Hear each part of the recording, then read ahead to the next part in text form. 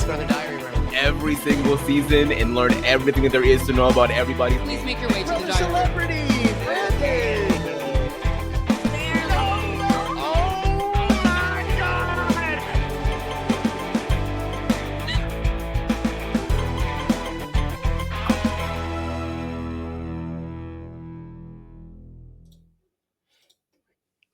Welcome back, everybody. Welcome back to another episode of The Diary Room, as we are kicking a fun little 4-week adventure off here. The month of May, we're going Patron Appreciation around here, and we're going to be talking to some of the people that have been the closest to us and the podcast as we have gone along this journey. And we're going to have 4 Patron episodes over the month of May, starting with this one right here. So we have some friends backstage waiting for us before bring any of them in. Of course, I am Matt here with Amon. Amon, how's it going? I'm great.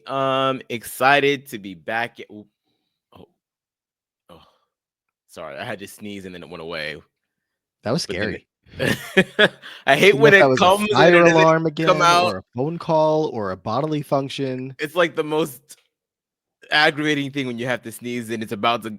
And then they go, it's like such an anticlimactic feeling. Anyway, I'm excited to be back. And we're back with some patrons today. Very, very excited. I love the patron episodes because we get to pull other people into the controversy and share the weight of the blame for when one of y'all faves goes home. But I feel like based off of what we just did in the halfway party, for those of you that have not yet seen it, I'm sure you will soon enough.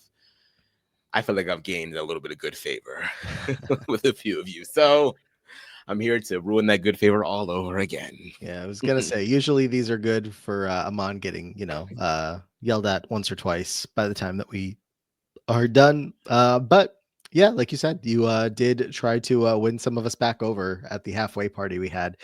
So, more on that as it comes up.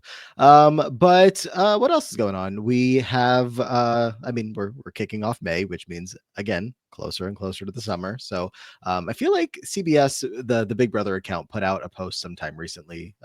It wasn't like any details or anything, but I feel like it was like the, usual get ready for Big Brother. Now I have to look. That sounds about right. I know that Julie has been definitely ramping up her social media in terms of Big Brother lately. All of her, stock questions of, oh, who do you think is the best to never win? Mm-hmm. Oh, and who is your favorite preacher? What competition do you think you could kill? I'm just like, girl, save them. The post that was put up was on Instagram by the Big Brother official account and Julie Chen Moonves, like a collaboration here. And it's Charlie XCX, I think, performing at Coachella. And the background seemingly is Brat Summer and made it like BB27 Summer. It says BB like Summer. And it says Charlie, the Queen of Summer, knows best. It's about to be a BB Summer. I will say her Coachella performance has extended this Brat meme in a way that I did not foresee. I thought that we were done with it last summer, but it seems to be pushing its way into summer 2026 or 2025. Interestingly enough, any summer can be a Brat summer if you try hard enough. This is true. This is very true. But that's that. All right. Well, I don't have a whole lot else to talk about here at the top, so I think we may as well just get into things unless you have anything else.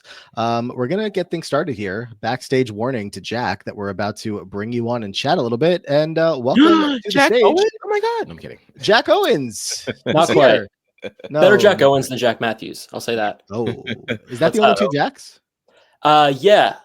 I was really pumped when Jack Matthews came about. I was like, finally. And then it was Jack Matthews, which is a bummer. But have both of them been eliminated from the bracket? I think. I know. Obviously, Jack Owens has. We know Jack Owens is out. Yeah. I think Jack Matthews came up too. I think Jack Matthews is out as well. I feel like he is out. I can double check. Yeah, Jack is out. So, well, luckily this Jack here is in. Jack, how's it going? Last one standing. I'm good. How are you guys? I'm excited to be here. Very good. Very excited to have you here. Jack, I noticed recently, I was looking today because usually when we do these episodes, I take out the patron vote from your wheel. I don't think you have a vote, and you've been around for a minute. I'm an indecisive guy. But it's been a minute. No, I know. There's a part of me that's like, I kind of just want to let the chips fall. You know, I should probably get on it. Well, that's up to you. Yeah, I'm a procrastinator. I'll do that tonight. I Hey, you meant to know, ask you. I share that personality quirk with you as well when it comes to all of these public votes, specifically like for Big Brother and stuff. I am like notorious for waiting until the last minute to submit a couple of votes or just not vote at all and let the chips Yep. fall where they may. So Do a couple votes on the first 2 days, then yeah, fall off. Yeah. Sure. exactly. Anyway, so I gotta Jack, get on them. what? Let's go back to the beginning for you. Introduce yourself to everybody here and anybody watching, as far as you as a Big Brother fan. Where did it all start? Cool. So, hi, I'm Jack. Uh, I was born 2 years before the show started. So I was Okay. a young guy at the beginning. I was 2 years old, and my parents, my mom was pregnant with triplets, my younger siblings. Oh wow. Summer I'll get there. I know it doesn't seem related, but it comes. Summer 2000, she can't get out of bed. She's got 3 babies growing. So what's perfect for my parents to watch while my mom can't get up while she's pregnant? Big Brother, which is kind of a cool, like, I credit my siblings for it. So I grew up, and my parents all the time, every summer, I just knew, like, sometime around June or July or whatever, you would hear them like, "Oh, Big Brother starts tonight." I was like a kid being like, "What's that?" And I kind of treated it like, "Oh, that's my parents' thing." Like, I'm not like, I'm kind of curious. Supposed to be watching it, yeah. Right. I'm like, it's not really my thing. And like watching Big Brother 4, I kind of understand now looking back, like why they didn't want me watching it. But it was 2011, and the week that Lawan got special powers. And my parents said, you know what? Big Brother 13, you got 4 weeks to catch up on it, and we're jumping in. So I jumped in right at the week that Lawan failed to get his special powers, and the rest is history. I went maybe a season or two just looking at Twitter and updates, started feeding around, hardcore feeding maybe 2021. I leave my Canadas for a binge watch after the season. I feel like it's just easier from America. Yeah. And I'm locked in. I feel like every year I get more and more into it. I'm a teacher, so I have the summer off, which is kind of convenient for Big Brother. Works out timing wise. That's great. Yeah, so it's like family history that has turned into my own like special interest, I'd say. That's Yeah. crazy. What about your triplet siblings? Oh, they're in. My sister, my 2 brothers, they're not super in. They're, they pay attention, but my sister is just as dialed in as I am. She jumped in the next year during 14. Right. So she just moved. I mean, she used to live 15 minutes away. Now she's 2 hours away. And it's the thing that has really kept us together in the summer. It's awesome. Yeah, it's like Love a whole that. family affair. I love I was gonna that. say Amon is part of a set of twins, so I don't know if there's Oh, there you anything go. there. You know, you got to be part of one of these unique families in order to get into Big Brother. Not my story, but No, my sister does not give a damn about Big Brother. She supports me in all of my endeavors, but she does not care. Like, not her thing. well, that's okay. Jack, favorite seasons, favorite players. What's the highlights for you? What are we hoping to see today? What I want to see, I think, just for pure hilarity, I would love to see Pow Pow, Big Brother 16. There was something about it that my family was just obsessed. Like her when she was like modeling at the veto ceremony. Like, she's just the best. I want to talk about her. I guess I'm talking about her now. Favorite season, I mean, 13's got a special place in my heart because it was my first. Yeah. 20, I was like, this is classic. We're back. Like after 19, 20 was really great. And then unfortunately, 21 was my RHAP intro. So I do have nostalgia for the RHAP of it all, if that makes sense. Yeah, no, it definitely makes sense. It's in the same way that, like, you know, people are attached to their first season, like you just said. Like, not many people. I think a lot of people find a lot of good in BB13, entertainment wise and whatnot. You know, definitely some interesting gameplay along the way from the vet side of things. But probably not the most traditional pick for a favorite season. But when you have that nostalgia attached to it, whether it be, like you said, because it's your first season or your first season with a whole new experience of watching the show, like with the podcast and whatnot, it definitely changes things. Yeah. And now that I'm thinking about it, actually, if I had to pick 2 currently, I'm all over the map. 24 and 26, I think, are modern classics. I think the Taylor storyline ending made it. Obviously, if we didn't get that, it would be a nightmare. But there's something magical about that. There's something magical about 26. I don't need to talk about 25, but that stretch is also something that I really, those are, if I had to pick my favorites, non-conditional, it'd be those 2 right now, I think. Yeah, 24, a great call. You know, of course, shouting out the fact that if it wasn't for the ending, because I don't know if we talk about that much, of like, if Taylor, I don't know, either doesn't make it to the end or doesn't win in the jury vote, that season goes from, you know, the beautiful story that it becomes, the tragically beautiful story, I guess, that it becomes, to down there with BB19 and, you know, 21 and whatever else that traditionally are not the most beloved. Yes. For real. It really redeems itself, and not even just with Taylor winning, but although that's a big part of it is sticking the landing, but just like the general storyline of the leftovers and everything really just gives you something to root for, and it's a lot of fun once we start getting the ball rolling on that. So I think I would agree. Yeah. And then Jack, anything you want to yell at Amon for so far from the podcast? Yeah, Lord. I actually want to yell at you, Matt, just for No. Yeah! Nothing crazy. I agreed with the decision in the end, but I just think it was a little bit crazy that Amy versus Amanda wasn't just a layup. You know, like Amy went through, we thought too everything's much good. on it. But I was listening, and there was a part of me that was like, why are we giving this so much weight for Amanda? Like Amy is like, I mean, I could be wrong on the specifics, but she's like the pioneer of the like, if you can't guarantee that you're going to use it on me, I'm not helping you out with Roddy. Like, I feel like she is an example of like nightmare socially that becomes a game bot in light on game bot, but she sort of comes around. And Amanda, I totally agree on like the bad circumstances and the like what like she could come back and rock it potentially, but I agree with the decision. But that was the one thing recently where I was like, I don't know if Amy's getting enough credit here, even though she's going through. Yeah, Matt. How? Yeah. I'm going to ask this question still every time, even if it sometimes bounces back onto me, because more often it probably won't. But no, that's fair. I don't know. Amy just, I mean, the perception of her, you know, I love cheese, you know, I'm just Marcellus's buddy, all that kind of stuff. Like that's what sticks out the most. But Hereditary. The fact that she was able to win a matchup, I was very pleasantly surprised about. And maybe that's just like coming into it, I looked at her as somebody who is very unlikely to, but the fact that we had a matchup that was on the table that was pretty easy ultimately to make the call and say, yeah, she's the better player of these two. It's like, all right, good for her. Yeah, I'm in. That makes sense actually. I mean, there's a bunch that would have knocked her out. Yeah, for sure. But yeah, that's my gripe. Nothing crazy. Okay. You sure you don't want to yell at him on? Oh, I feel like this is abuse. This is abuse now. I feel like Amon's had it. I mean, if there's something new, maybe I'll come back and yell. I know, and I should. You've had your fill for now. I feel like you. Thank you. I should don't need any more. off the gas of that because, like Amon mentioned for himself, he has tried to atone for his, part one of the bracket sins, part one of the round sins. And so that's where we are. But all right, let's get the wheel going. Let's see what is going on today on Jack's wheel. We're focusing, Jackson, pretty specifically on the seasons that you know the best here. Certainly not the only seasons that you've seen. So right, the ones I lived week to week. I figure. Yeah. Right. Well, you wanna make a last minute manifestation of a player or a season you want to have pop up? Sometimes it works, sometimes it doesn't. You know what? I did a big deep dive back into 17, and I have a lot of new notes. So I'll say 17, but we'll see what happens. Hey, the later into the process this happens for patrons, the more likely it is that your manifestations can come true. So manifest away. All right, let's do it. Let's spin the wheel and get things started for tonight. Baby. Who's it going to be? Ooh, it's me. First. I'm not listening to it right now. This is like the real deal. That's crazy. Well, you mentioned BB20, and we're going to start. Okay. Stay on Kaitlyn. BB20. Yeah, all right.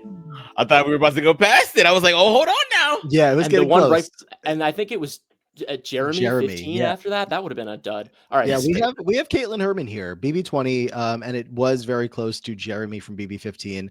I don't know if you had a preference, but the wheel decides, not me or you. So BB20, you just mentioned it, so we're going to talk about it a little bit. Not what I wanted. Amon, any blurb ready to go? Oh yeah, for sure. Kaitlyn, a major presence in the game. Kaitlyn was seen as an erratic and emotional person. Kaitlyn co-founded the Faute Alliance. However, in the same week, she flipped on them after Tyler convinced her that her alliance didn't trust her. She later successfully backdoored former ally Swaggy C during HOH reign. When Sam won HOH during week 4, Kaitlyn became the target. Caught in a love triangle with Fessel and Haley, Kaitlyn was blindsided when Fessel used the veto to save Haley. Kaitlyn would later be evicted in a 9-1 vote over a replacement nominee, Rockstar. Kaitlyn got a chance to return, but failed to complete the puzzle she was given and was officially evicted. She came in 13th place. Jack, the night that the puzzle was not completed is just Big Brother history. Obviously not Big Brother history that Kaitlyn wanted to make or was looking to make, but truly just like as we began the 20s of Big Brother, you can't ask for more of a season-defining moment. It was a momentous occasion. It was just so good. And a bummer because I wanted her to stay, but just, I mean, if that's the way she went, I'll take it. Yeah. Legendary. Yeah, what a she definitely was one of these people, these newer age players that sort of pioneers her own sort of archetype. You know, not that we haven't seen the quirky person that's sort of into the spirituality of it all, but she sort of had this very specific take on that archetype. It was as if she kind of knew that she was in on the joke, but was never really going to concede to the fact that she was in on the joke. She was very aware of the fact that her talking about getting hits, seeing auras, seeing colors, just having an emotional pull or emotional pull away from certain people in the house was very captivating for the people in the diary room. She just really leaned into that. And she allowed that kind of stuff to actually affect her gameplay in a real way. And it was just very, very fascinating to watch. I think a lot of people, even if you didn't necessarily find her to be your cup of tea, you know, found yourself just being like, I can't look away from this car crash. And that sort of translates all the way up into her untimely demise when she's trying to put that puzzle together. Now, in terms of gameplay, yeah. She's leaving a lot to be desired, but in terms of like a character for the show, most certainly one of the most memorable for sure. I will never forget that night because there were so many like leaks coming from or seemingly they were leaks coming from outside of production about like, oh, Alison Grodner is just pissed off. She was shaking her head in disbelief. She could not believe that easy layup of a puzzle could not be completed because they wanted her to stay. It wasn't hard, but it wasn't as easy as some people say. It like, I mean, especially given the pressure, I feel like there's a good chance I would have fumbled and it looked easy. I don't know. It's just like, if they wanted a really easy puzzle, you give like square pieces that just needed to go on top of each other. The way that like the leg needed to connect to like the upper thigh and then obviously like getting it all through the wall, it just didn't feel like enough time. Like I in the moment we're all sitting there like, oh my God, how is this possible that this didn't happen? But then like when you watch it back and you know what is going to happen, I'm like, that does look a little hard. Or maybe I'm giving like far too much credit. I don't know. I feel like for the puzzle specifically, I feel like there was a moment for her of like, you know, it's happening for me. Like, I know that it's happening. What is it? The highest good or whatever she's talking about. And I think it was like the moment where she realized like, oh, this isn't like a lock for me in those 2 minutes. And that little give up period. Because realistically, I think she could have done it if she didn't give up. But I think that she sort of lost her, you know, her faith in herself and whatever, you know, in her, this is going to happen for me. I do think like there is like it's a slide in from the side versus on the top. So I could see the complications, but I do think it was like a, come on, girl, like let's get this puzzle down. It was very hard to watch because I mean I can see where you're coming from, Matt, but like I've watched that video so many times, more times than I can imagine. And she put it together on the floor perfectly, but that's not the objective. You were supposed to just take it apart, put it through the hole, build it from the ground up. And she just didn't slide the legs in together. If the legs are apart, you can't put the next part on and you can't put the next part on. So I just don't know why she just didn't slam the legs together, just collapsed and just get it together. And you know, as Jack just said, there was a moment where she was just like, okay, I give up. It's like, no, you still have 10 seconds. You could have. But you know, we can talk about it forever and ever and ever. Besides the puzzle, Jack. Oh, go ahead. Oh, I was just gonna say, I wonder if we would even like remember this puzzle if she made it in. You know how like Cliff got a buyback immediately. We don't even remember that really. I wonder how much we'd be talking about it if it just like happened. She came back. Well, It's kind of because I guess like interesting. we, Twist of fate. I guess we could, speculate here as if it probably hasn't been in the past, how much Winner. longer she would have made it in that scenario. I mean, Tyler certainly had a lot of sway with Kaitlyn, and while he pulls Yes. in, JC and Sam, both as individual pieces that he's going to have a lot of sway over as well. It's like, well, can he manage three of them plus his alliance going deeper into the game? And at a certain point, I would say Kaitlyn probably became less of an asset to him and more of like he really had to keep an eye on her, and she was going back and forth and had, she had a crush on Fessy, and just everything else that was going on there probably made it a little bit tougher to work with her versus the other two.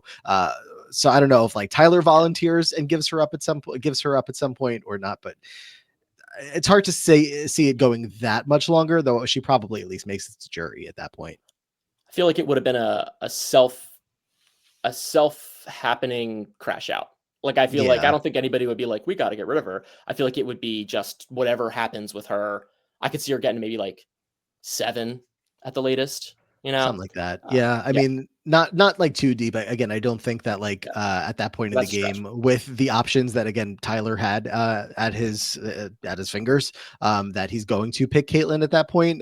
Especially remind me, was she crushing on him too, or was it just mostly Fessy? Oh yeah, didn't she write on his hand? Didn't she do one of these saying something?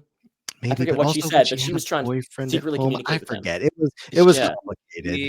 She had there was a lot going on with Kaitlyn. She had a boyfriend at home, had his picture next to the bed, but was also like inviting Tyler or like crushing on Fessy.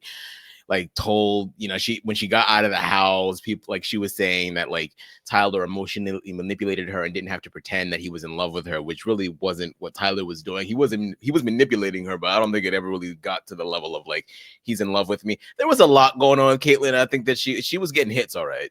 She was getting hits. I just don't know if they were the right hits. So yeah, I think she just had a very warped sense of self while in that house. She was a huge character on the season. Like as we got started into BB20 and people talk about the early part of the season is, some of the most entertaining Big Brother, especially for like a pre-jury portion of the game that you ever could imagine. And Kaitlyn was definitely a big part of that. The like you said, Amon, like whether you liked her or not, she brought a lot, gave a lot of people reasons, I guess, to have opinion about what she had going on in the house and the character that she brought to the house. And even after the season, she stayed pretty involved with coming on some podcasts and whatnot, and just doing her own podcast and whatnot. I feel like she has stepped away from the Big Brother scene for the most part in the year since. I know she stayed friends with a lot of people from the show, but just burned bright, burned fast, and that seems to have been the end of the Big Brother story, at least for now.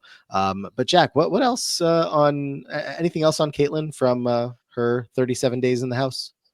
That sounds like a lot, actually. My first thing that I think of is obviously I just think of Sam through the robot saying, "You can't sit in the hot tub with Fessy."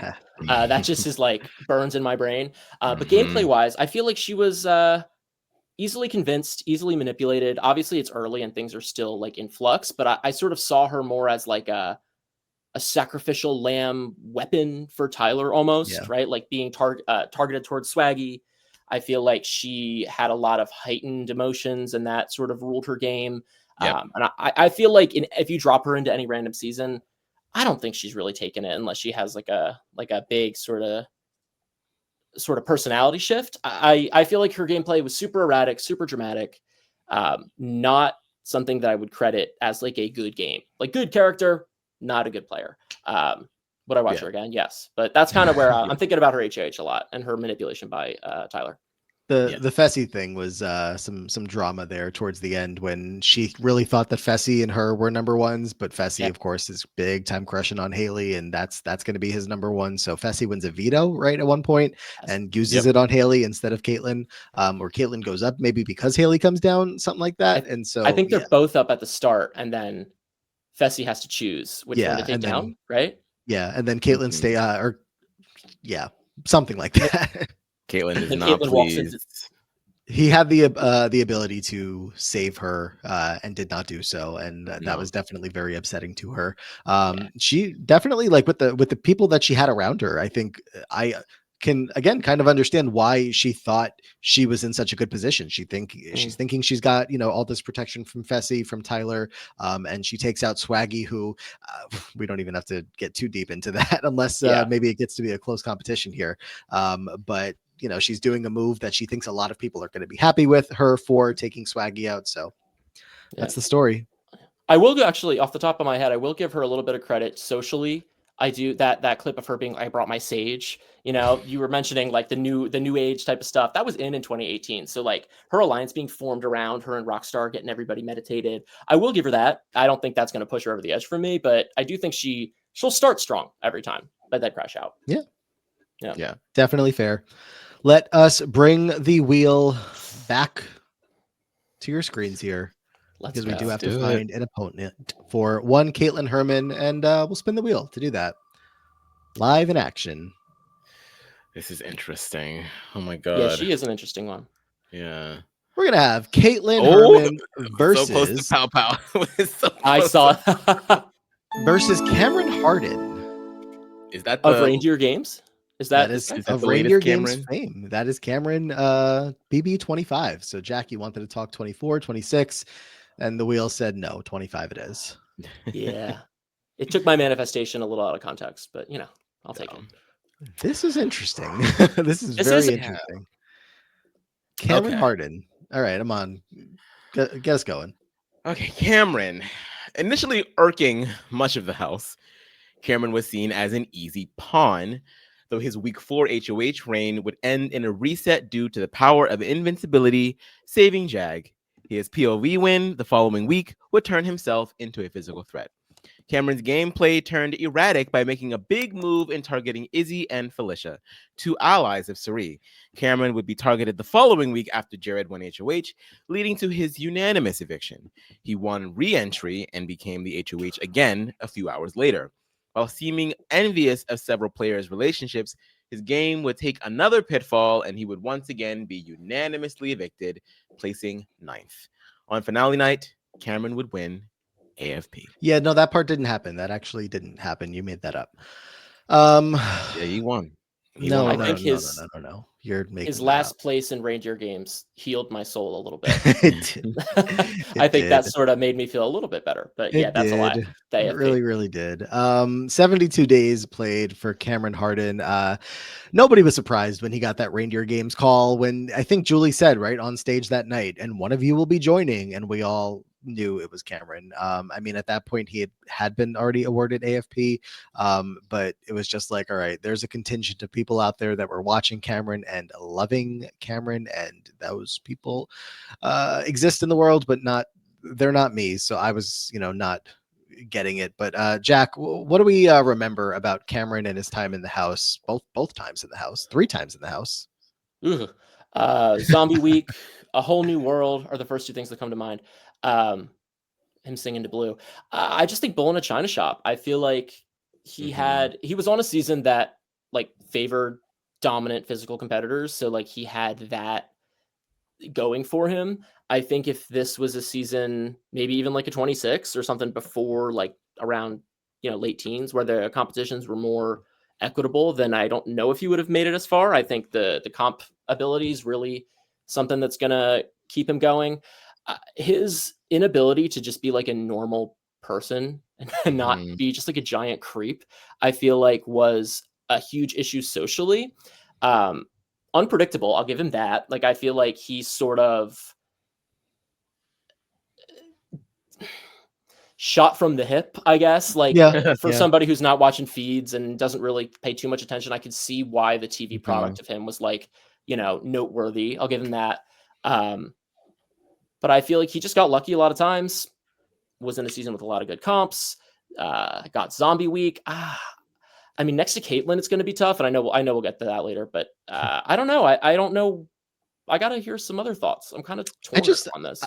My main thing, Amon, before I turn it to you, is like the fact that him and Red couldn't stick together, that they couldn't stay on the same page, is like that you two couldn't get on the same page and stick together and keep whatever you had going. Like that broke up. Like not even that was working for you. It's a great point. Yeah, I just think he really, he was just arrogant And he was one of those people that just the very intonation of his voice can come across as just very condescending, even when he's not trying to be.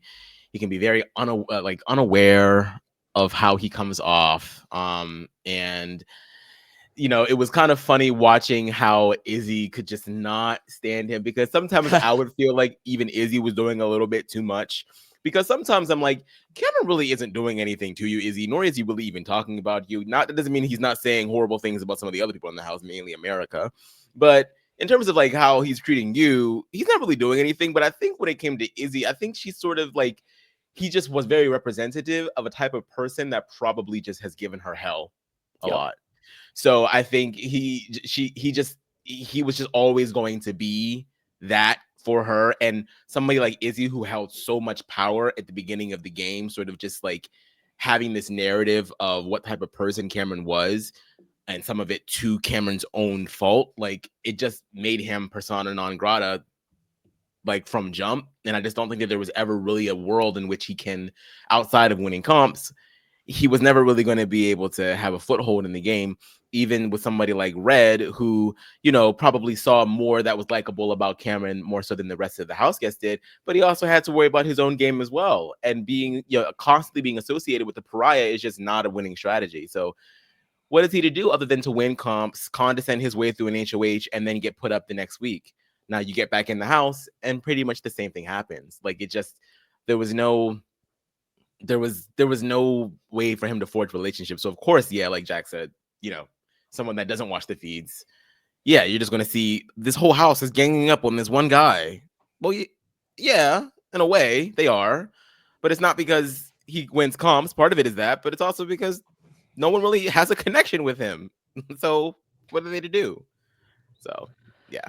Yeah, I mean, this man's superpower is obviously his comp ability, but the social game is just, in the garbage. It wasn't good. And as you're mentioning, the way that he talked to especially like specific certain people was rubbing everybody the wrong way, was rubbing us the wrong way, that we had to sit there and watch him talk to people like that. And so when he wins AFP again, we're just like, what the hell is going on? But also wasn't surprised, just given how AFP can go sometimes. But we were on such a good streak. We were on such a roll.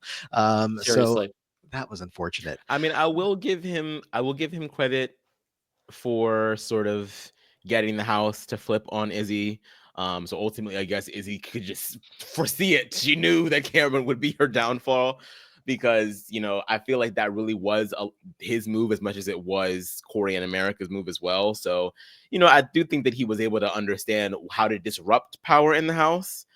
Again, though, I think without people like Corey in America that could essentially use and usurp his HOH, even if it does benefit him, there really isn't much else to his game, because he doesn't have any social capital really to make anything else happen without the help of others. And he was kind of given a slate of players where I feel like I could be misremembering this, but I feel like there was a lot of like parent energy in that house too. Like a lot of people who like had kids at home and had this like, oh, we're too old for that. I feel like he could have fit in with more people had he just, I guess maybe if he was just somebody different, now that I'm thinking about it, but it wasn't like he was like with it wasn't like BB21 where it was like a bunch of like 21 through 26 year olds. Yeah, like no, 100%. He had something, and it just didn't work. But I do agree, Amon, about his ability to be used and stuff. I'll give him that. Even like Bowie Jane, I'm thinking, it should work, that he should be able to get Bowie on his side, and Bowie's the HOH that sends him home. So yeah. Bad on Bowie as well for not recognizing maybe this is a piece that could have been helpful to her, but also she then found her pieces and then lost to those pieces instead, where she might have just lost to Cameron instead. Who's to say? I don't know what to do with this matchup. I got to say, I don't know if anybody else has anything specific on Cameron, but Cameron versus Kaitlyn, this is unexpectedly tough. I'm in the middle, but I think I know where I'm gonna fall. Can I say it? Like, please, yeah. I'm gonna vote Kaitlyn through. I feel like in this case they're both kind of crash out nightmares, but at least with Kaitlyn, there's a little bit of like legacy pick. Like at least I liked watching her, which I know is like not necessarily the criteria, but they sort of crashed out in similar ways, and I just think that, which is weird because they both did stuff in the house that made my skin crawl a little bit. But I'm gonna go Kaitlyn just because more enjoyable to watch. They both neither of them I see in round 3. So I'll go Kaitlyn. Yeah, it's like when it comes down to the gameplay, I'm like, can either of them win a season? And I guess like my mind says yes for Cam a little bit more, just Fair. because it is but just because of the way that the comps have gone in. They've switched them up obviously a little bit more in like 26. It was a little bit better, but still like traditionally a lot of the comps, as we saw, were great for Cameron to just run through and be victorious towards, whereas Kaitlyn obviously the complete opposite when it comes to competitions. But just like purely like social game, I don't know. I don't know that I see where the winning path comes in for Kaitlyn, especially. The dynamic with her and Tyler early on, where Tyler really just does a number on her in getting her to vote the opposite way week 1. And I'm like, also granted, that's Tyler. That's a really strong player that's coming to your side, acting like an ally, but really just kind of using you in the game. This is really tough. Amon, do you like have your decision? Or are you back and I'm forth going too? back and forth because Kaitlyn gets a lot of legacy points, and I'm always championing legacy points. But I do think that Cameron is better suited to win a game of Big Brother. So I'm really going back and forth with it. He would have dominated BB21.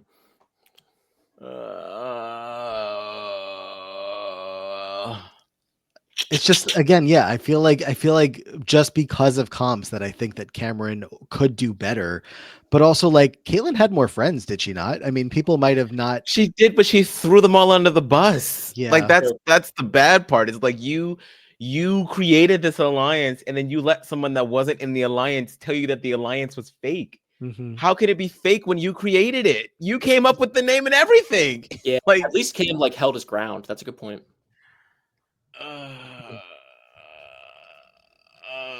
I don't know what to do. Should I tie it up and make you make the decision? Oh God. Why not? I'll vote Cameron. It's all on you, Amon. I'm going to give it to Kaitlyn strictly because of legacy. I do think that Cameron is a more equipped player. I think that his social game is abysmal, but I think that there are other things in his arsenal that would allow him to stay, such as comp wins. I don't think that you can say the same for Kaitlyn, no, but just I won't be able to forget that night, y'all. Like that night with that puzzle was peak Big Brother television, and we would not have that without Kaitlyn. And I have to give it to her for that. I just do. And now we'll get to talk about it again in round 2. And we will. So I guess we've done our job. Jack, did we? Well, obviously it's the way that you voted, so I guess you would say we got that decision right. I would say so. I was gonna say, in the case that I got shut out, I would not have been mad at joining Melissa in that category, the being on the outs. Yeah. But yeah, I would say so. I feel like this is an impossible matchup a little bit. So even if you went Cameron, I would have been like, you know what, fine. Mm-hmm. Neither of them are gonna win. But it's a that good list matchup. is growing of people that are getting shut out by us, and it didn't happen for the longest time, but it's grown a little bit. It was Tommy jumped in after that and also got closed, and then Matt Hoffman. Was that with Sis? Yeah. Mm-hmm. Yeah. Things happen. But anyway, so Jack, any final thoughts before we get you out of here? Thanks for having me. This was kind of the ideal matchup. Yeah, this is good. I'm glad one. That I didn't get like tough. a slam dunk easy one. Yeah. Where can people find you online if that's a thing you want people to do, to follow you or chat or anything like that? I'm not really someone who could be found online, actually. I feel like I'm kind of good for you. I kind of keep myself away from all of that. I'm jealous. I just lurk, right? So you might see me lurking at some point. But yeah, no, I don't really have anything to plug. I'm just happy to be here. Great. Well, happy to have you. You let us know when you have your vote decided, if you ever get around to that. But good. Much appreciated you helping us make this call. It was tough, and we'll see you in a little bit. See you. Thanks, guys. Bye. Starting off tough. Yeah. A piece of me kind of regrets it, but no. I just every time I'm like, oh come on, it had to be Cameron. I just think about that night. Like there was just nothing like that, man. There was just nothing like that night. We were just all those kinds of moments for Big Brother don't happen too often, and so I Yeah. have to celebrate that. I have to. Well, let me bring in our next guest here, and I want to see what she has to say about all of this. And it looks like she is ready to go, so I'm going to bring her in. Rebecca, how are you? I'm doing well. Thank you. Thanks for having me. Of course. Did we Yes. make the right call there? What would you have done? I would have gone that way. I would have voted for Kaitlyn because Okay. I think that Cameron, first of all, just thinking about watching him on BB25 like made me angry again. But also, I think he's like the Jack, not the Jackson in the BB21 story, who just like pisses people off so much along the way that when there's an opportunity, he's the one they choose to get out. Mhm. So at least I hope so. I don't know. I just think he like just annoyed so many people in his house. Yeah. Like winning out is the only option, which means that you're probably not great to begin with. I was saying if it was him and Bowie at the if it was him and Bowie at the end, Bowie probably beats him at that point. for sure. Ain't nobody voting for Cameron. Yeah. But I mean, if he like comp wins his way to the end and maybe like earns their respect that way, but maybe still Matt probably and don't. Jag do because they're Yeah. gonna be like, yeah, comp wins, yeah. But I don't know if it's I a don't know. slam dunk for him to win. I don't know. I think like outside of the game, America maybe could have convinced Jag like he's a gross person in the jury house. I think that's definitely possible.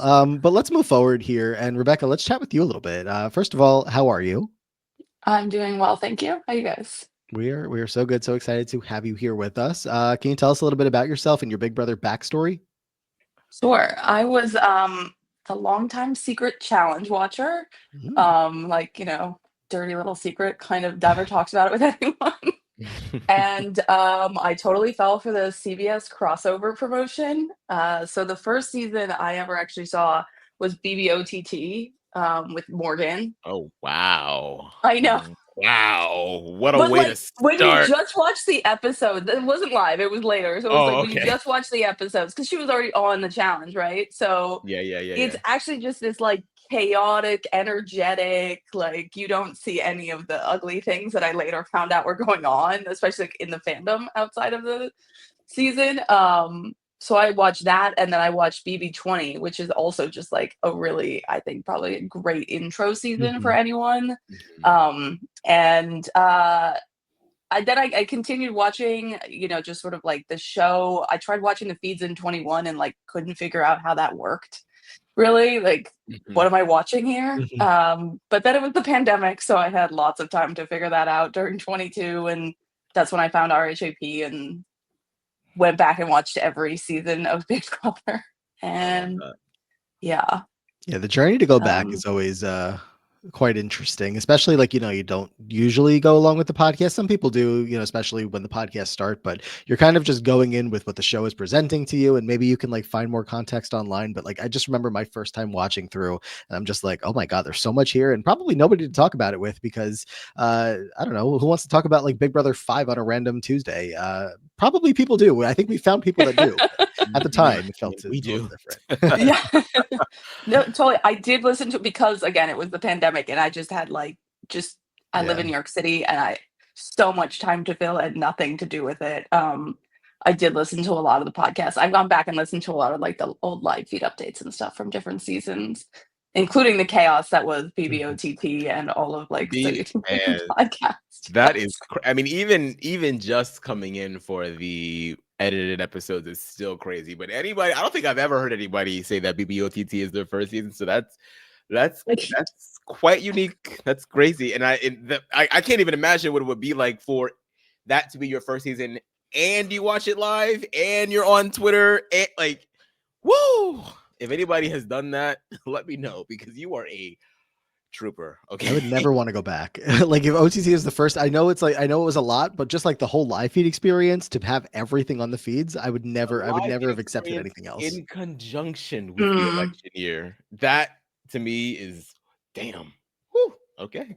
Yeah, it it took on again. I wasn't there for it, but it took on such this like weird political tinge and like got so involved with all of that. To bring it back to what we were just talking about with Jack, does OTT like have that special place in your heart as like almost your favorite season because of it introducing you to the show?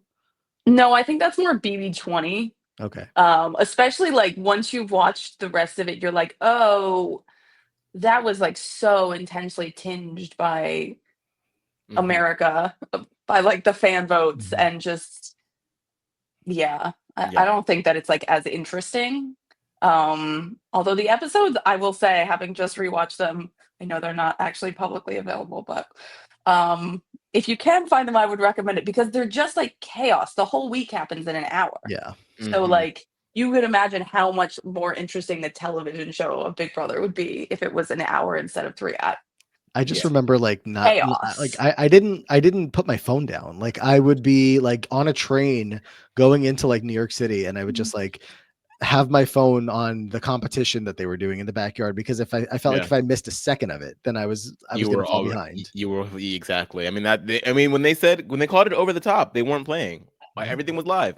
Almost everything. Diary rooms, competitions, I think they should ceremonies. bring some of the comps they did back from that Oh, season. please. Actually, I think so too. they're I think that there should be low more budget, beautiful.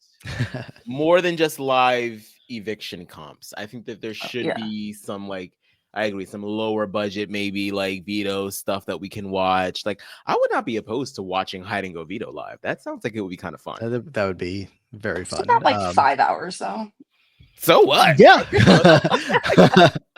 Sign me up. Amon's like, yeah, I'll just have my phone out at work and No, I mean I watch Pressure Cooker so often.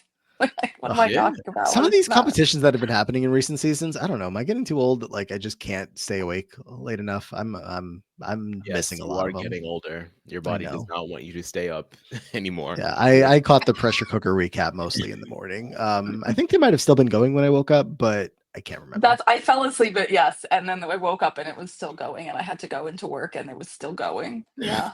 Which is like the most fun part of a Big Brother season, but also just like the FOMO, when you can't stay awake for one of those competitions is tough. But anyway, Rebecca, as I pull up your wheel here, what are we looking for today? What are we hoping to see? Seasons, players, anything in particular? I love BB Can 10. That is sort Ooh. of my Okay. all-time favorite. Okay.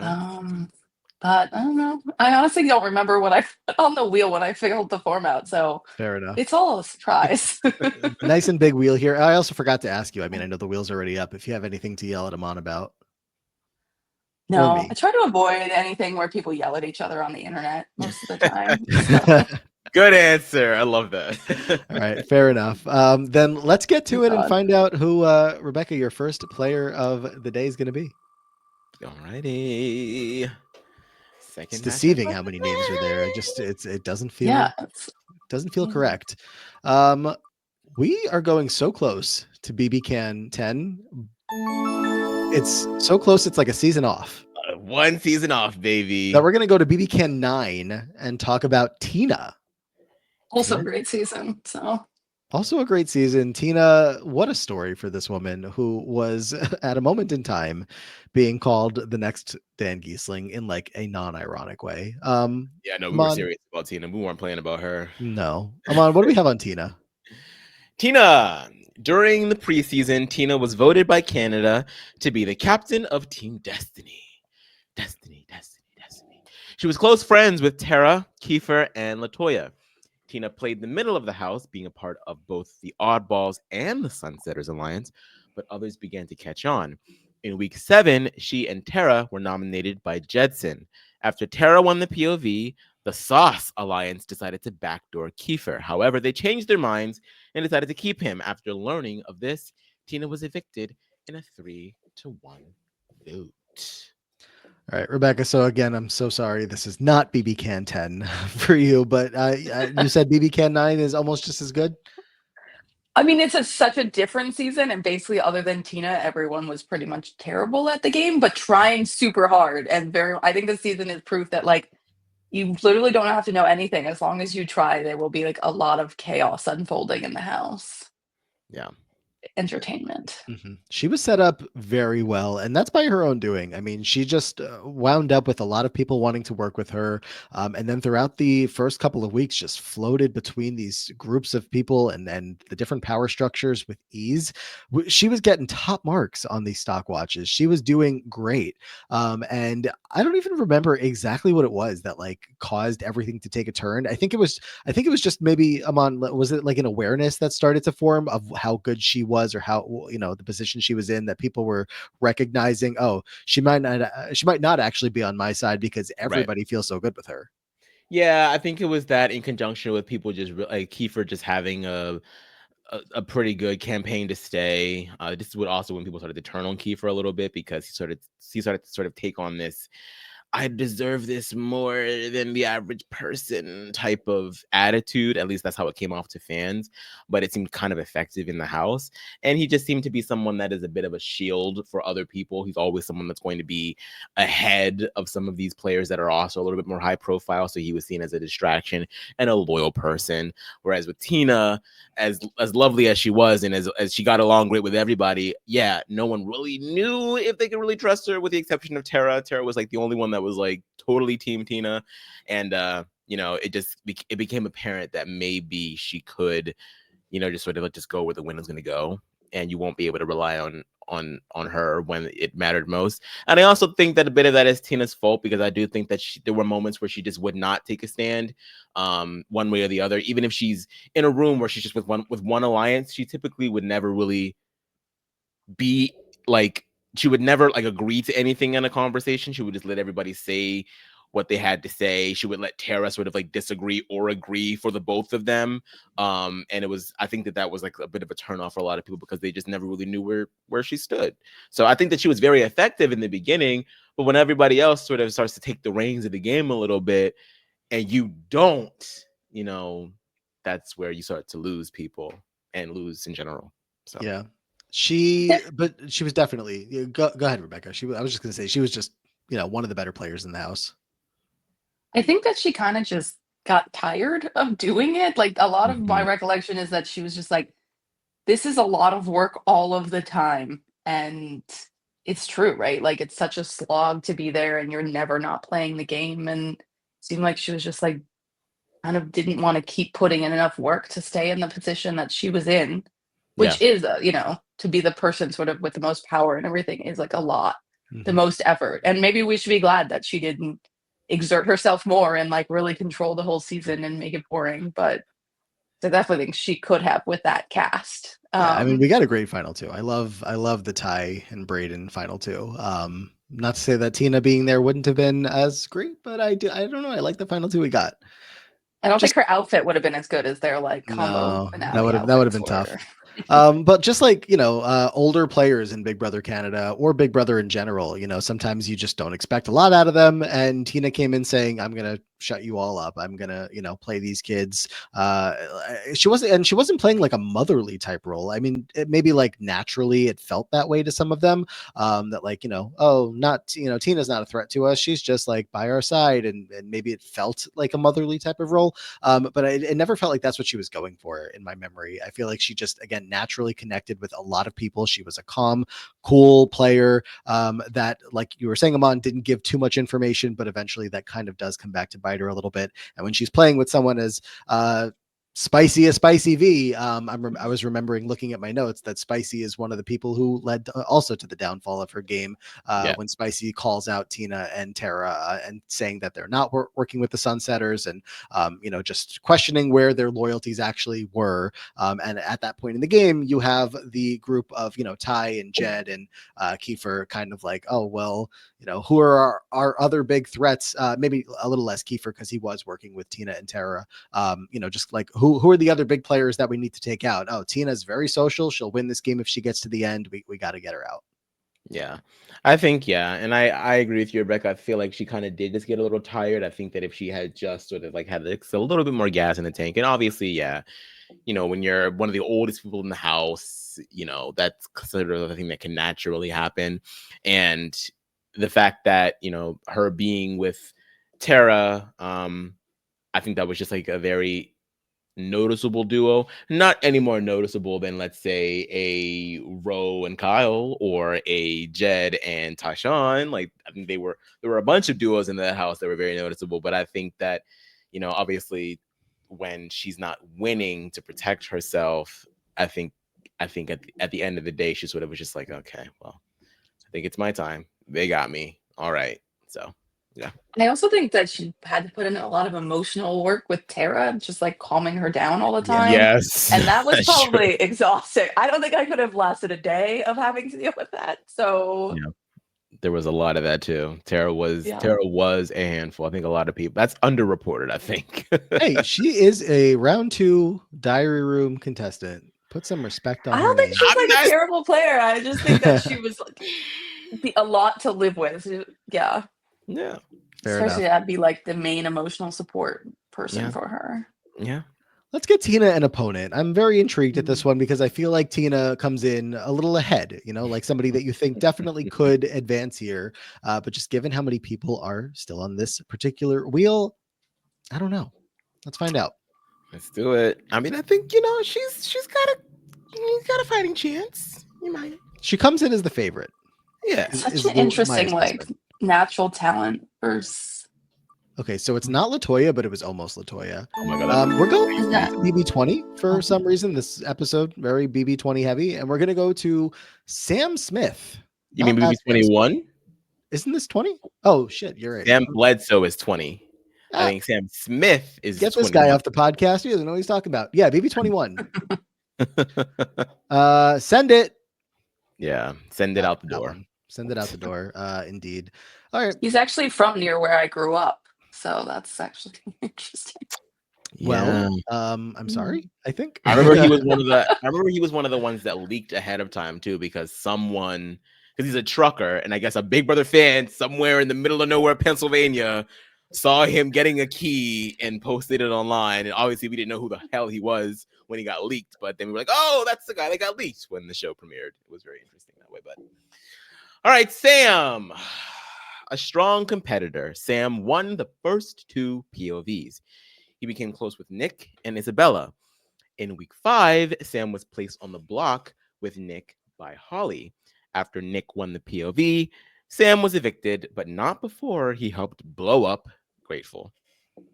And that's all they've got for Sam. And I'm disappointed that I got the season wrong because Rebecca, I was going to be so excited for you to get to talk some BB20, but close enough. 21, not too far behind there. Just maybe not as fun to talk about as 20. Yeah. So, anything come to mind very quickly or specifically on Sam? Like top, what do we even remember? Ultimate about diary room yeller. Yeah, besides screaming Honestly, in the it's diary room. Yeah, first thing that comes to mind. Send it. Too passive, letting giant alliances move him around as like a pawn on the board.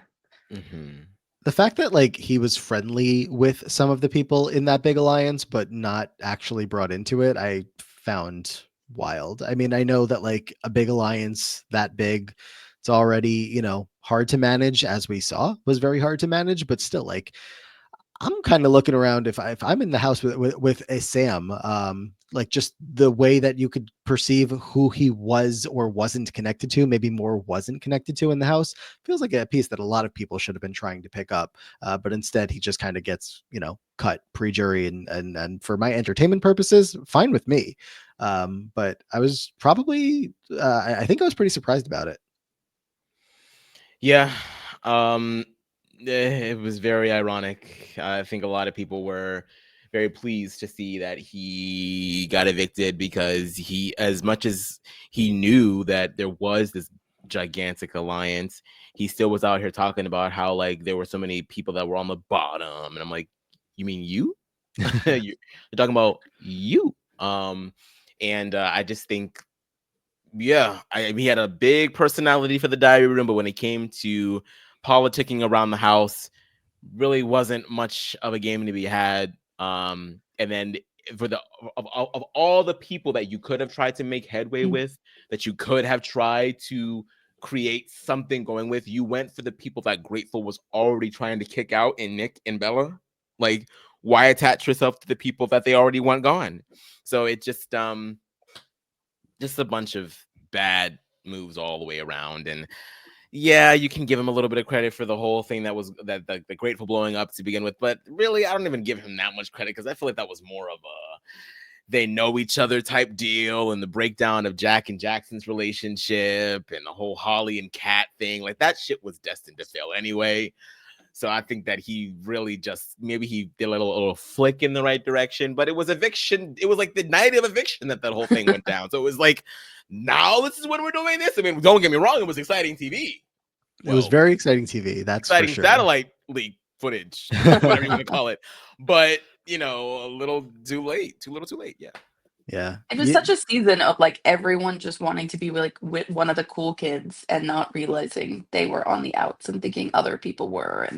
And he should have been in there too. That's the thing. It's like the thing about Grateful that was so aggravating to a lot of people was that like, we all saw the whole Ovi thing, the whole Nicole thing. But then when the whole Day 44 thing happens, even then the argument is like exclusive. Like everybody else is like on me. Like if I were like on the block and the big alliance is breaking up, I'm not going to be in the kitchen or in the bathroom just sitting there like just listening in. I'm in there like riling it up like, yeah, and this is what you told me and this is what she told me, and like I would have been in there causing so much confusion, but he's just out there just like, I'm like, okay, all right. I mean, I can't care more than you do. Yeah, not a whole lot to write home about for Sam Smith. I mean, truly, if he didn't have the send it, confessionals and catchphrase in the house, we probably would have a whole lot less. It's just there's a lot going on in that season, and he's really one of like if you were naming every player from that season, you might get to him in the last 2 picks. You might get to him as the last pick of just listing off the cast. So not a great impression he left, and also he's like been a mess. I feel like since the season, anytime that his name pops up, it's not for good reason. And then he had the nerve to like join in on the whole Kemi dunking fest during and after the season. Never had a good opinion. I'm like, boy, the people that you are trying to join in with are the same people that took your ass out and didn't even really see you as a player. I don't know, like he's bye. His knee is really weird in this picture. Also, the one on the left or the right? The one on the right looks like right. Kind of, yeah. Kind of looks like it's like indented, but it's just his pants. Yes. Oh yeah, whatever, Sam. Whatever, Sam. Yeah. All right. Well, maybe that's the most interesting thing I could say about him. Does that make for an easier decision? You have Tina, BB Can 9 versus Send It Sam Smith from Big Brother 21. Anyone considering a vote for Sam? Rebecca, what are you thinking? I think it has to go to Tina. I think there are people that could have been on the line for her, but this is not one of them. Yeah. All right. She So could, beat him with like, I don't know, 3 emotions tied behind her back. All right. I mean, we could go around the horn, I guess, but it sounds like Rebecca's voting for Tina. Amon seems like he's voting for Tina. I'm glad that both Tina and Tara have made it through. It's ironic because both Tina and Sam kind of gave up in a sense, but at least Tina, we knew that she had the capacity to play that game. She was running that house in the beginning. She really was. She was a very capable player. It just kind of fell apart. And I don't know. I could see her being like a round 3 player, maybe if things go really well for her, round 4. But yeah, she's going to advance in a 3-0 matchup here. So Rebecca, with all that said and behind us, anything else you want to, I don't know, talk about while we have you here? I was maybe gonna say on one of the battle back episodes, I was the person who put all their votes on. I can't remember now, it was Kristen or Kirsten, the first boot of BB25, because I just thought it was like she got done really dirty. And yeah, I know there's something to talk about her. You were like, why would anyone do that? And I just wanted to say that was why I did it. Yeah, no, it certainly make it. The whole thing didn't make any sense. They were dragging out the season as long as possible, and they could have so easily just canceled that eviction 1 season after they had already canceled the first eviction. I know, I've seen plenty of people pushing for her to at least like pop up on the challenge, just thinking like we definitely untapped potential there. But yeah, unfortunately those battle back votes did not help enough, I guess I should say. But that was the only one. I'm always going to support anybody just putting them, you never know. What if everybody else is thinking the same thing? So another shout out for her, maybe, much appreciated. I'm sure she appreciates it. But Rebecca, you want anybody to find you online to follow you or talk any of the matchups or anything like that? No, I'm not really. I don't really have a big online presence. Happy to talk in like the Patreon chat or something like that. Always a good time. If I was going to shout out anything, and I don't know if you don't want this in, you can cut it out of the podcast. it would be like the 50-51 movement. If you're angry at all about what's going on, we're out there protesting, and I'm not like an official organizer of it, but a huge supporter and been to a bunch of their events. You know, they Okay. put everything on Instagram. It's all over the country. You don't have to travel for it. Yeah. Love It's a that. big part of it. Do you Thank know you. like off the top of your head any specific like links or websites or just probably It's a quick literally easy Google the search? numbers 50501 Mhm. on Instagram, on like .org. I Yep. don't use I any just other social media. I They're just did a probably quick also Google on search and it TikTok looked and Easy to find. very Blue easy to Sky, find. and Yeah. yeah, they just kind of went with numbers, and so I think that actually, like, in spite of how many websites there are in the world, Mhm. made them still pretty easy to find. Yeah. All right. Well, I think that's just as good of a plug as, if not better than most plugs. So much appreciated, Rebecca. All right. Thanks for hopping on. We're gonna send you right backstage, and we'll talk to you in a little bit. Awesome. Great to All right. talk to you guys. Thanks. Thank you. Another one down. Tough matchup. Another tough matchup. Yeah. I mean, that one was No, it definitely. wasn't. Some matchups are easy, but look, you got to get rid of these other people, you know? So what are we doing with Sam Smith? Like, bye, move along. Yeah. Goodbye. Move along. Let's bring in our final guest of the day here, who also looks like he is ready to go. And that's going to be Eric. Eric, how's it going? Guys, how are you? Thank you so much for having me. It's Of been a Thank you great so much podcast so far. for being here. Yeah, it's been the first matchup was a little tougher than the second, but again, we got to get rid of some of these players so we can keep moving forward. Any thoughts on the first two matchups or? Well, I've never seen BB20, so all I know, Kaitlyn, is her horrible online presence. So I probably would have voted for Cameron just for the compatibility. But I don't know. I don't know Kaitlyn. I don't know this Okay, lady. So fair enough. She's like, I do not know her. BB20, I was not here. Well, now that I have the topic on my mind, anything you want to yell at Amon or Matt about? Amon did save himself during the He did. battle Yeah. back I mean, party. I was we haven't. pretty. It Sorry. just hurt me personally when Jessica lost because I was in like the streets of Reddit back in the day. I was like in Mhm. high school, just like she knows she's on the outs. She's just waiting. So I was super underrated and people always kind of just brushed her aside. And she's created a great little community over on YouTube too, which her recaps are fun too with Kenny as well. So Mhm. I like Jessica. And so I hope she goes further than a lot of the other BB21 people. If she beats Cliff, I'll be happy. Amon, do you should we like pull the curtain all the way back and talk about this halfway party thing? Because I mean, anybody that's not joining us on Patreon, they missed the party, so I mean, we can at least give them the results that recently took place. Yeah, so I guess I kind of pulled a fast one on everybody. I decided that I was going to use my vote, so I no longer have one for the second half of round one. And I went ahead and saved Cassandra Shahinfar from BB Can 4 and 5. If Cassandra had not already won the battle back that Jessica had won, I was going to use it on Jessica at that point. So, and I had decided I was going to do this from the moment that Matt had given us the votes to save somebody. So, yeah. Amon no longer has a vote to use for the second half of the round. I still do, but we thank Amon for his service in bringing Cassandra back into the bracket. And for anybody that's ever looking for some of this information, it's pretty up to date. If you go to either our Twitter bio or the Blue Sky pin tweet, there's links there to the documents that have all the bracket stuff, and you can see all that there if you're ever looking for it. But Eric, let's talk about you. And before we get into your wheel, Big Brother backstory. What do you got? It's not like super interesting. I started around BB 15, 16. More of a Survivor fan at first. Actually, I'm not really a Survivor fan that much anymore. And then I found RJP, and then during BB 15, I kind of just I hopped in. Of course, those weren't great seasons, but I just kept with it because I work in data stuff, so I need a lot of podcasts to get through my day shifts, especially in the summer when I was like in school. I used to have internships and stuff.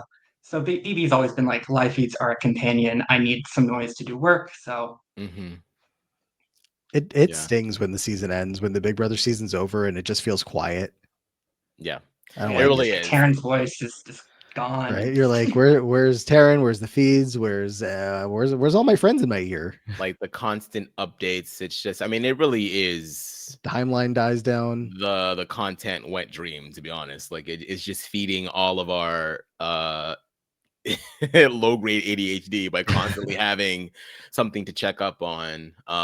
So yeah, I know very well what it means to have white noise for with the live feeds for sure. Yeah. For sure. All right. Well, Eric, I'm gonna pull your wheel up here, and as I do, anything specific that we're looking for today? A favorite season, a favorite player, somebody you just really want to push through besides who you've already cast a vote for? I would love to get someone from BB Canada 1. I love BB Canada. The only reason I didn't have all BB Canada because they took it off Paramount Plus while I was in the middle of BB Can 4. So I also hope I get Amber because I started watching the challenge for Double Agents because of her. So Advocate for Amber to go through on the Big Brother side of things, as well as whenever Scally and I do the challenge wheel. Yeah, we'll she we'll got get there soon. screwed. She's a worse challenge player, I think, than a Big Brother player. That would be a fun conversation to really get into. And we're so close because if you can see the wheel here, it's 2 spins away from Amber, but there's still plenty of players here. So I don't know. Her chances aren't great. But hey, only one way to find out if we can talk about Amber a little bit more, or BB Can 1, or anybody else on this wheel here. First player up for Eric is going to be. Here we go. Here we go. Here Come we back to me. go. Who is it? Who is it? Come on. Now that's BB Can 10. That is BB Can 10. Rebecca, I'm so sorry. I see her smiling in the background. But hey, you're here. You brought the BB Can energy. And Eric, Hermon's all yours here to talk about. Let me get his graphic ready to go. Let's get Amon. Amon, not Hermon. Yeah, I was about to say that was the one thing I hated about BB Can 10. It's like literally anytime I heard Hermon's name, either on feeds or on like the podcast, I would just keep thinking, Amon, huh? Hermon. Like, it was too effing similar. I hated it. I mean, cry me a river. You know how many Matts have been around? I mean, but at least you're used to it. I wasn't used to that. I'm used to it. Hermon. Right. Hermon started off winning the first HOH and forming the Savage 7 and the Retreat. After the alliance blew up during Kyle's disastrous HOH reign, Hermon became closer to Moose and Tanisha and maintained bonds with Gino, Josh, and Summer. His game would take a hit in week 5, where he was nominated by Jess alongside ally Moose, but was able to snatch a POV win, saving himself. In week 6, his game would crumble as he was backdoored by Marty after Kevin convinced him to. After campaigning and calling out Marty, he was evicted unanimously by a vote of 7-0, placing 10th. Yeah. I feel like my memory of Hermon's game started so strong in my mind. I thought he was doing really well at first, and then it just kind of like he's another player that I don't know if it's the same thing, but like we were talking about, Tina just kind of got tired a little bit throughout the season, and I feel like he just like slipped a lot, and his control of himself and the game slipped a lot, and he was just getting a little bit more careless. Him versus Jess was happening a lot, and Jess was getting annoyed with Hermon and dancing off the block, dancing on the block, and I was just like, well, we're getting a little messier than like. Great entertainment, very fun TV, but the gameplay was slipping. Eric, does all that track for you, or where do you sit with Hermon? I mostly agree. I will be honest. I am a little biased against Hermon. Ever since I saw the bio, car dealership guy, I also work in transportation policy. So if I see anything to do with cars, I'm out. But he played a pretty good game.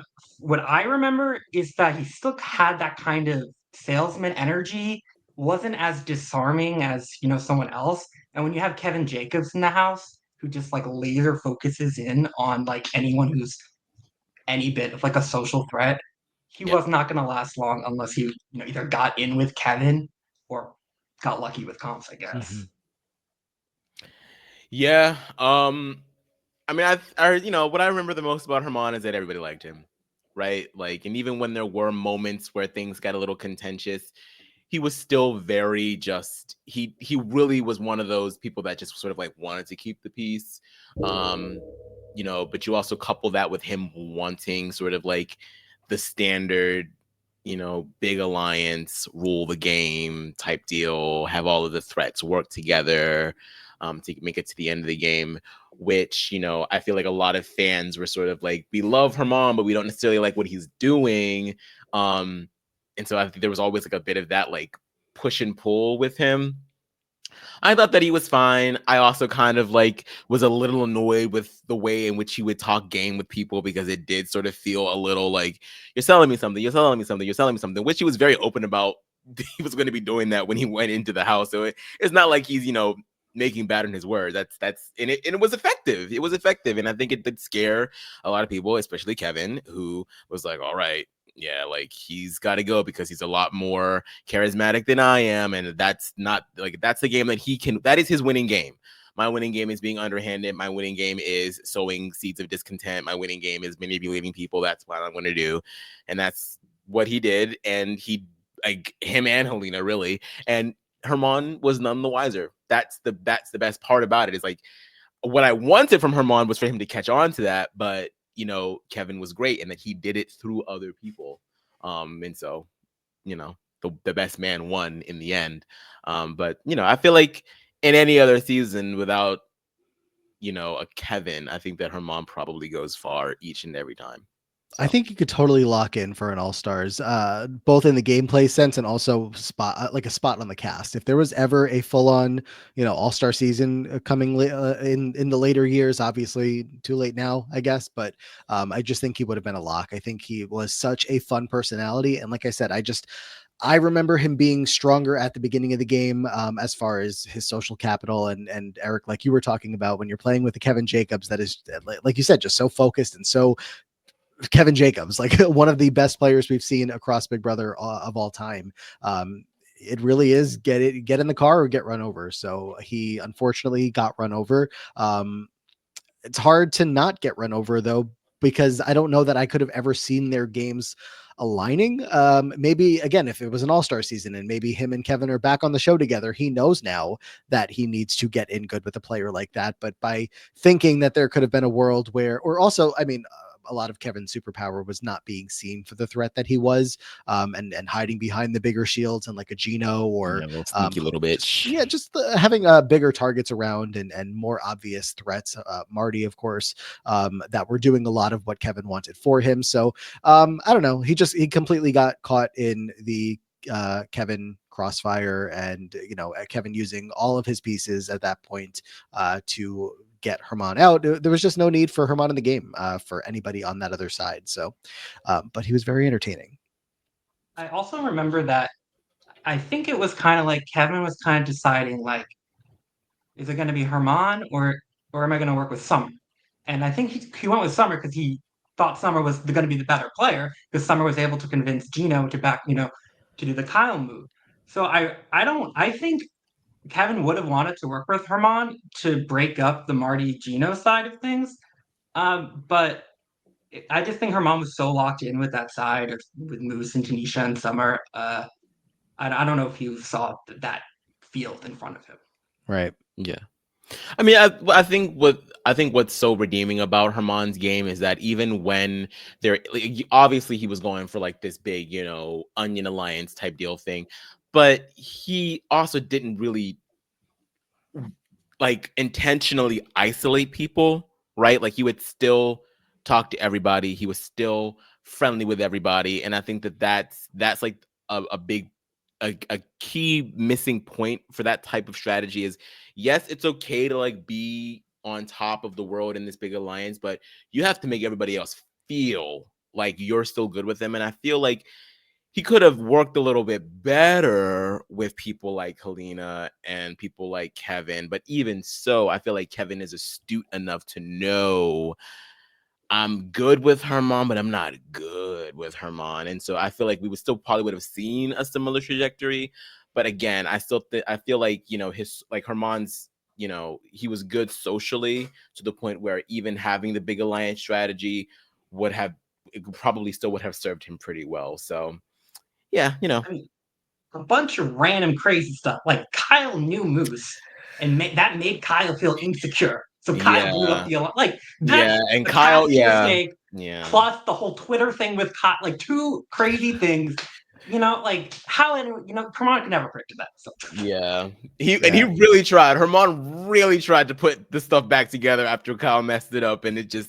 He was so frustrated because everything it was perfect. I know. He'd be like looking at us, looking at the cameras, just everywhere. Like, what is this guy doing? He's ruining everything. Yeah. It's like, well, yeah, that can happen sometimes, but you kind of also have to, you know, be prepared for things like that, and you know, have the super glue to put it back together. That was like the biggest crash out. Think I'm like, hey, you're talking about round 2 contestant Kyle Moore, and it was self-inflicted too. Like Kyle Moore apologist. I'll say it. Like he, but it was a mess. It was a mess. You know that season of Drag Race where Shangela's like, I blame y'all because y'all told her that shit was funny. That was us and Kyle. Like it was our fault. We gassed him up and he went in there and just flamed out, man. It was a mess. Some of us did. I don't think everyone was. The majority a lot of people gassed him up. More people than not, for sure. I know certain people to this day get the fingers pointed at them more than others, and that's always funny. Let us get back to the wheel and find an opponent for Hermon. Is he the favorite going into this? I mean, the unknown opponent. It's not terrible. It's not terrible. He can beat a lot of people. He can also lose to a lot of people. So we were so close to getting back to the OTT circuit, and we need patrons to help us get there because a lot of other guests that we've had have not been able to get us there. And the next name after the name that just came up was Morgan Willett, so that would have been fun. That would have been good. But instead, we have Dustin, who is from Big Brother 8. Mm-hmm. Dustin Eric Strupp. It's just an interesting last name. Hey, it sounds like Eric. Yeah, it does. It has Eric in the name. It quite literally has Eric. All right, what do we got? I'm still trying to find him. He is eluding my eyesight for whatever reason. Okay, I found him. All right, Dustin, after managing to oust his rival and ex-boyfriend Joe from the house, Dustin became part of the ruling Late Night Crew Alliance. In week 6, he offered to be a pawn against Dick, believing that his alliance had the votes to secure Dick's eviction. To his shock, however, he would end up being blindsided in a 4-2 vote. The voting was controversial as it was decided by America's player, Eric, who has gone on record stating that if he had the power to cast his own eviction vote, he would have voted out Dick instead of Dustin. There you go. Eric, let me turn to you. Strong memories of Dustin or Big Brother 8 in general? It's not a season I watched live, so I was not in the trenches. But all I know is that if my ex was in the house and he had given me, I would have reacted probably the same, like maybe worse. I don't know. And then which one of them acted not acted worse? Which one of them like made a bigger deal of it? Was it Dustin or Joe that like freaked out more? I think it was Joe. I think so too. Yes. And I hated that. I really hated that because people already have such warped views about the gay community, and then you put 2 gay guys in there that are talking about STDs. I'm like, come on. Do we have to do this? And that was like their story for the first couple. I mean, granted, Joe's not even there very long, but it was just like the gays that one of them had a disease. Yeah. It's so wrong. It's so wrong. But I feel like Dustin, I'm with you, Eric, in the sense that I wasn't there live, wasn't there in the trenches whatsoever. But going back, of course, you know, every time I rewatch it, I think I get deeper into like oh my God, what the hell happened here with the America's player, like screwing over everybody in its path except for Dick Donato, maybe Danielle to an extent, but Dustin definitely in that category of people that just got completely screwed over by a dynamic that was introduced that he wasn't even privy to, in a world where he seemed like, again, in my memory, I think he was doing pretty well. I think he had a lot of friends in the house, a lot of people on his side. I think Eric and Jessica liked him, plenty. And even when, you get down to this jury portion of the season, and like, the waters have kind of calmed down a little bit with Dick and Danielle, and how they're interacting with some of the rest of the house. But I don't even remember Dustin being like a major battler in any of those battles with Dick. I think everybody got into it with him at one point or another, but I just feel like Dustin had, again, to my memory, like a pretty solid social game, and just, again, completely screwed by America's Player having to get him out. Does that all sound true and correct? No, I mean that sounds mostly correct, and I think there was like just such a push for like Dick and Danielle to, mend their relationship, and people were like kind of obsessed with watching that happen in real time, and so, of course, if America has any influence on how something was going to go, it was going to be to protect them. So I don't think it was much about like the failings of Dustin, although I do think that still he, even though he was in good with the late night crew, he still was kind of abrasive and grating to a lot of the people in the house. So him going up in the first place, even though he was secure in the votes, was not by accident. Like, I think that he was still the most expendable member of that team. So it's a give and a take really with him, in my opinion. I just can't remember. I'm looking at the vote right now. So obviously, again, Eric, as America's Player, has to vote to evict Dustin as he's on the block against Dick. Jessica was the HOH that week. And if Eric had voted the way that he probably would have preferred, I would think it would have been to vote Dick out, and then Jessica breaks the tie. If she's voting with Eric, then they're voting Dick out there, and of course America didn't want that to happen. So just imagine a world where Dick is gone from the house at that point. Danielle's probably not doing great as far as allies are concerned, and then you have Dustin with Amber, Jamaica, Eric, and Jessica. Did I say Jessica yet? So, I mean, at that point, he's up against Eric Stein, who's a great player in his own right. But again, America's Twist, or America's Player is a factor into all of that. So, Eric, maybe it's a good thing we weren't there live and in the trenches. It's a fun rewatch, or it's a fun, look back. But I just can't even imagine the frustration I would have felt live. And there was such a volatile, house with just, I would have been best friends with Jen, just cracking up in the corner, trying to help her stand up to Dick. It would have been tough. It would have been tough. And he was. I don't have much else to say about. I mean, how much agency do you really have? How do you play around a twist? Like, it's not like the AI arena. That's a lot easier to play around than when your season's twist is the producers get to decide what one person in the house does. That's a totally different game. So this is a really tough matchup because I feel like both these people are kind of screwed. And I think that is exactly where my brain's at. You have Dustin, who's screwed by America, and you have Hermon, who's screwed by Kyle Moore. Not completely, but just a little bit. Did I say Hermon? I don't know what I said. Hermon versus Dustin is going to be the matchup kind that of easy for me. Close things out with. Oh, it's easy for you. Yeah. It's not easy for me. I don't think, Eric, you sound like you're still going back and forth in your head, right? Or do you know your answer? I'm closer to one, but that might just be like more information bias. Like, okay, I don't know. Maybe I just I was able to talk for like 10 minutes about one person. Yeah. So maybe just for the conversation's sake.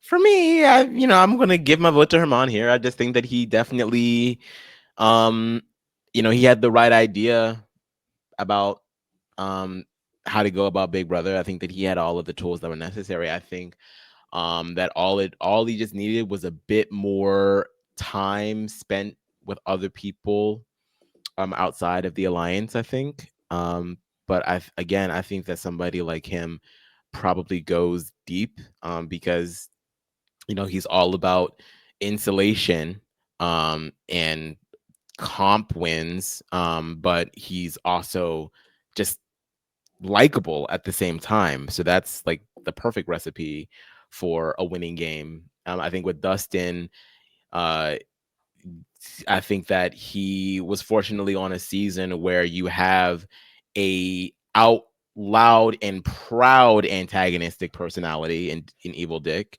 It makes it very easy for the house to want him gone and want anybody associated with him gone. So I think you're going to find your tribe in that house. But I do think that out of everybody in his alliance, I don't think that he was like a power player. I think he was a huge personality because being gay or being queer in general makes you the huge personality of the season, but it also makes you stick out like a sore thumb. And yeah, you can say, yeah, a bit of that he was screwed by the twist. I think a bit of it was a little bit of homophobia as well because America just didn't like his ass to begin with. So yeah, I take that point as well, but I just don't think that his personality type for that specific season was as amenable to BB9 as, or excuse me, Big Brother 8 as Hermon's was to Big Brother Canada 10. I'm going to vote for Dustin. Okay. And I think it was not to say you did a bad job in your pitch, but I think thinking through more in some of the things you were saying about Hermon, I don't know. I am just like thinking of both of them in the spot that they were when the season, when their season came to an end. And I just think again of like Hermon like dancing on and off the block and like pissing Jess off and pissing other people off and just kind of like it almost felt like he had. Jess was I know Jess was Jess, but it's just like I don't know. It's just, a good player is probably not going to do that regardless of who it is because you just never know. And when it's a close matchup like this, and you have Dustin, who I'm just again thinking through where he was when his game came to an end, having a lot of good allies, a lot of people that did want to work with him, just getting completely screwed by the twist. Not even the players in the game. It's just I don't know. I think I got to go Dustin. And leave it in the hands of you, Eric. Okay, I think I have one question before I vote. Did Dustin like? I know I literally said like a little bit ago that I don't blame him for that situation reacting the way that he did. But like, do you guys remember if he like if they had a cordial conversation or like tried to work, because that is still an advantage. I Even don't. if it's the just Yeah, to know I don't. I don't know the answer to even if that, but someone I you don't remember like. it being on the show. I don't remember them showing any Yeah. conversation of the two of them like mending fences. I think he was. Joe was just so quickly on the block by the time it was week 2, and he was probably. If I'm Dustin at that point, I genuinely don't have a good relationship with this guy. Yeah, get him out of here. I haven't gotten back to BB8 yet in all of my rewatches, but I did watch it about a few years ago, and I do remember there was a moment at the very least where the two of them were like, let's figure this out. Obviously it didn't really go well, but there was a moment if you wanted to give him points for that. It's tough. I'm not. I think we know this now, but it's like if you know someone going to that house, that person's either going to make or break your game. Like you're either going to get moosed or you're going to go to the end with like Holly, one or the other. So I'm going to vote for Hermon. I want to vote for Dustin, but Hermon had a plan. He came in, he tried it, he got clocked by an all-time great and got sniped. So, and he only got clocked because someone else exposed him. So, whereas Dustin didn't really, I don't really think he had that much agency. And he didn't really have much to work with, but I don't know what he really did. Yeah, he may not have been a lock to win the game had he not, I guess been screwed in the spot that he was. I guess I'm giving him a shout out for the fact that he, was doing well in there. And ultimately, turns out this might have been a lock for Hermon to go through from the second that Amon voted for him. I can't do math very well, but he does have a patron vote. So shout out to, I believe it's Liam, who's going to bring this to a 3-1 vote for Hermon to go through over Dustin. So there we have it. Okay. All righty. Eric, any final thoughts on that or anything else you want to mention before we get out of here? Thank you guys so much. This was so much fun. I love talking Big Brother, challenge, drag race, and reality TV. So Much appreciate you being here. And should anybody follow you anywhere or just catch you in the Patreon group? I'm on Blue Sky sometimes, but I don't know. Sometimes I feel like there's a lot of people trying to self-promote. I don't know. We'll see. All right. Well, thank you so much for joining us here today. I will we'll see you in a minute or two when we come back to say goodbye. Yes. All right, there we have it for today. Let me recap real quick. We had just recently in the last matchup, we did send through Hermon, Big Brother Canada 10, through to the next round, and Dustin from Big Brother 8 is staying behind. I wonder if Dustin gets some love in a battle back. Probably more than any of the other two people on this list. I mean, a lot of people, everyone understands that he was very screwed. So yes. We had the second matchup. Also, another Big Brother Canada player went through from BBCAN 9. Tina advances while Sam Smith sends it to the eliminations round. We'll see him in the losers bracket sometime soon. And then the first matchup of the day, we had Kaitlyn Hermon advancing while Cameron Harden from BB25 stayed behind. So I would say Rebecca got probably the easiest matchup of the day, but Jack and Eric with two made us think a little bit more with these matchups that we had for them. So that's the day. And again, a couple more Patreon episodes coming up throughout the month of May. So can't wait to hear what everybody else has to say along the way. We'll see if more people come on to yell at Amon or we just forgive him for now. Amon, not Hermon. But that's the day. Yeah, this was fun. Again, it's always great to hear from patrons and get this democracy, if you will, in the Big Brother community. So I love it. There we have it. Check me out on the Free Agents podcast. If you're looking for me elsewhere, we're talking all things challenge all the time, rewatching the challenge right now while we wait for the next season. So definitely check that out. Of course, find us on Patreon if you want to join our Patreon community, patreon.com/the diary room. We do battle backs over there, votes to bring people back in, losers brackets. You get the episodes early, ad free, all the fun stuff like that. And Amon, at the time that this comes out, I think Drag Race All Stars 10 is coming very, very soon. Yes, because this is probably scheduled for what, next Tuesday? Or no, because that would still be April, I guess. Wouldn't it? No, it'll be in May. So what is so then, yes, it will have started by then, or it's starting that week. It will be starting this week. Yes, the week that this episode is dropping, it will be starting. So yes, you can catch me and Beth over at the Drag Race podcast. I believe that Leon will be taking this season off. So it'll just be me and Beth for All Stars 10. The cast that just got released today as of recording this podcast, 18 queens. So it's going to be a wild one. Yeah, they're doing a bracket over there too, but they're doing it on the show. They took our idea. No, we took our idea from somebody else too. But that'll do it for today. Thank you all for checking this one out. We'll be back very soon. But until then, Amon, get us out of here. Thanks so much to our patrons once again, Rebecca, Eric, and Jack again for joining us today. And until next time, please go to the diary room.